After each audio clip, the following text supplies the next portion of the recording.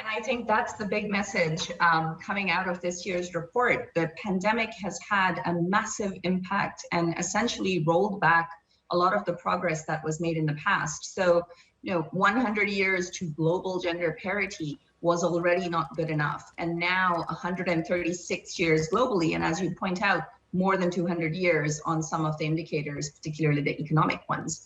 And the reason for that is many of the sectors that have been impacted by COVID, by the lockdowns, they actually happen to be very large employers of women. So whether that's travel and tourism that's shut down globally, or consumer and retail sector that has been impacted in so many countries, these are large employers of women. And then of course, there are these structural changes, which is essentially the acceleration of automation and digitization, and that's creating additional challenges as well.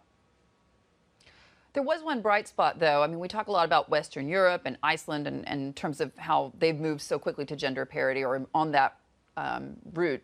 But here in the Middle East, specifically in the UAE, Abu Dhabi and Dubai, we've seen massive progress in the last few years, no? Yeah, the UAE is one of the countries that improved the most between our 2019 report and the 2021 report. And that is definitely a hopeful sign of progress.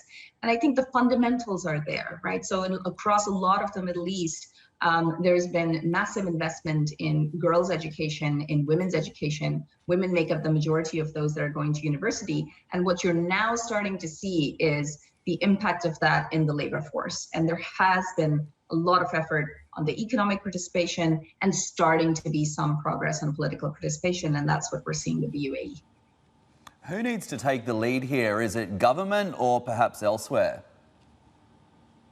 The government does have a critical role to play. One of the other reasons the pandemic has been so damaging on the progress previously made on economic participation of women is care work, right? So care responsibilities are still primarily the domain of women.